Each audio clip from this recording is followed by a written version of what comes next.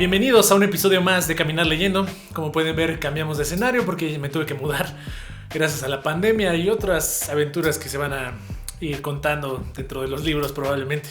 Pero para este capítulo tenemos este libro, Lengua herida y crítica del presente, de José Luis Barrios. Este es un libro que me regaló mi novia y me lo regaló justamente porque el autor probablemente vaya a ser mi maestro en la maestría en filosofía. Entonces pues quería un acercamiento y ella tuvo una explicación poética para regalarme este libro. Muy bonito y se le agradezco muchísimo. Ahora vamos a ver, José Luis Barrios, el autor de este libro, es filósofo y historiador del arte. Da clases en la Universidad Iberoamericana, en la maestría, en el doctorado y en la licenciatura en filosofía. Y pues también da clases en la Facultad de Filosofía y Letras de la UNAM. Es investigador, es SNI grado 2, me parece.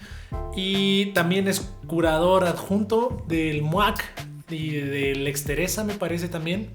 Entonces es una eminencia en realidad en cuanto a estética, y lo que va a hacer en sus libros y en su investigación filosófica en general es hablar de la violencia, de los cuerpos, de la carne, desde una perspectiva de la teoría crítica y por ende el psicoanálisis, la filosofía postestructuralista, lo cual vuelve este libro bastante complicado de leer. La verdad es que ahorita vamos a llegar a eso, pero híjole, en realidad es uno de mis héroes.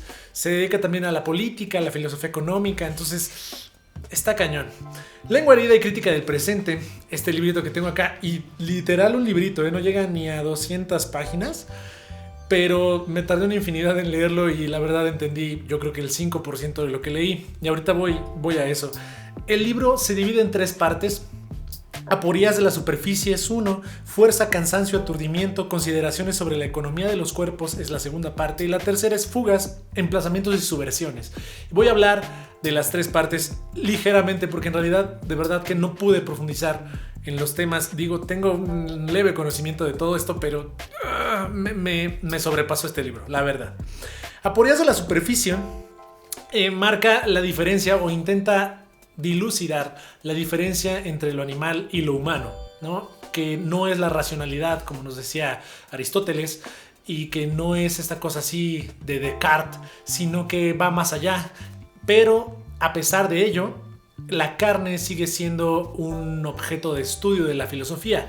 De eso va la primera parte. El quiasmo, la carne, habla de Lévinas, habla de Guattari, obviamente, de Deleuze y Guattari. Habla de un montón de cosas, de un montón de filósofos. Se va mucho al Dasein de Heidegger, ¿no? El ser arrojado ahí, que es un concepto muy complicado que también me resultó difícil y no domino. En realidad, conozco muy poco, en realidad ni siquiera sabría cómo explicarlo en este video. Espero que en videos posteriores yo ya pueda tener algo más para decir acerca de eso. Pero es muy cargado en ese sentido. Ya la segunda parte del libro, fuerza, cansancio, aturdimiento, consideraciones sobre la economía de los cuerpos, justamente como lo dice, se va mucho a la economía, y esto tiene mucho que ver con la teoría crítica. Ahí tengo un poco más de experiencia y entendí un poco más. Todo surge más o menos del Capital de Marx, como todos sabemos, y la teoría crítica surge después con Adorno y Horkheimer, que lo fundan más o menos con la dialéctica de la ilustración, el libro muy famoso. Y la teoría crítica se torna así, ¿no? Es una teoría crítica de la cultura, pero a partir de la economía y del marxismo. Y aquí se va justamente a cómo con los cuerpos se negocia, con la esclavitud, con el aturdimiento, con el capitalismo. En realidad se aturde a las masas y a los cuerpos y dejan de ser. Entonces ahí se va a varios teóricos de la teoría crítica, y si ustedes saben un poquito, la teoría crítica también toma muchas cosas del psicoanálisis. Y ahí se va con Wittgenstein primero para las fantasmagorías, pero explicadas también desde el psicoanálisis, desde Deleuze y Guattari, ¿no? Entonces es complicado de leer, pero es muy interesante porque también habla de la fuerza de trabajo, la paradoja del trabajo y la fuerza en la plusvalía, y que en realidad no, quienes manejan el capital, todas estas cosas más cercanas a la teoría económica, pero que son súper importantes para desarrollar una teoría, digamos, más concreta, una filosofía más holística en la posmodernidad, que es lo que estamos viviendo. También aborda ese tema de la modernidad, la posmodernidad, pero ni siquiera me voy a meter ahí. Tercera parte del libro, fugas, emplazamientos y subversiones. Súper interesante cómo maneja ahí. Ahí sí literalmente ya está viendo como la representación de la violencia en el cine. En la película Eli de Amat Escalante, Los Olvidados de Luis Buñuel, Maclovia del Indio Fernández, El Río Escondido también de Emilio el Indio Fernández.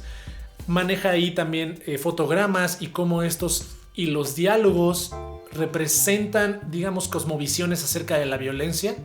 La violencia entendida como un hito más grandote, no nada más como violencia física, verbal o cosas así, sino como el desplazamiento de los cuerpos y muchas cosas que explica aquí, que en realidad, les digo, por tercera o cuarta vez me sobrepasaron completamente. Así que vamos a las calificaciones de una vez para que esto no sea larguísimo y no yo esté aquí haciendo más grande mi ignorancia. Vamos a hablar de esto. En cuanto a dificultad de lectura, le voy a dar un 5.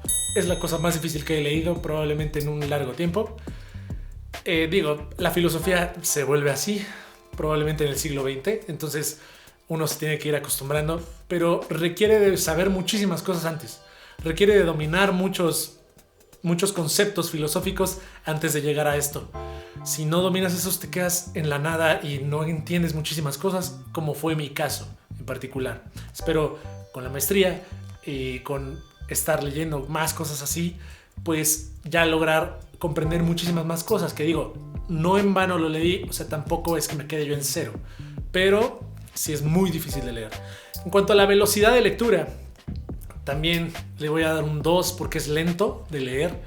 En realidad, por todo esto que ya les digo de la dificultad de la lectura, se vuelve complicado. Tuve que ir y escuchar unos podcasts de Heidegger porque pues ni modo que me leyera el Sería el Tiempo en medio, ¿no? Aparte que ni siquiera tengo ese libro. Es una próxima compra, pero se vuelve muy lento de leer. Para las 200 páginas que tiene es complicado y avanzas de manera un tanto tortuosa, digamos, por lo críptico del lenguaje también. La manera de escribir de José Luis Barrios es difícil, no es amable, digamos, como muchos otros filósofos. Es más bien de la línea de Heidegger, de la línea de esa parte de la teoría crítica, de Adorno, de Horkheimer, que son dificilones de leer en su lenguaje. Y por último, si lo recomendaría, la verdad le voy a dar un 2. Lo recomendaría solo si estás muy metido en este tipo de cosas. No lo recomendaría para nada a alguien que se acerca a la filosofía, que quiere enamorarse de la filosofía. No, esto es un libro que ya está mucho más avanzado que eso. Para acercarte a la filosofía hay muchas otras cosas, aunque sea en esta misma temática, como de la lengua y la crítica del presente, como de la violencia en la lengua y en la economía. Hay muchas cosas que te pueden acercar más fácil, aunque esto ya es profundísimo, ¿no? Y la manera de acercarse a José Luis es muy buena, pero es muy complicado. No lo recomendaría para empezar en esto, ni siquiera para estar en un nivel intermedio, quizá como es el mío. Probablemente es para gente un poco más avanzada que yo. Entonces, si les gustó, suscríbanse, como siempre, la campanita para que les avisen de los nuevos videos que subimos a diario. Espero les haya gustado el cambio de escenario y nos vemos en el próximo capítulo de Caminar Leyendo.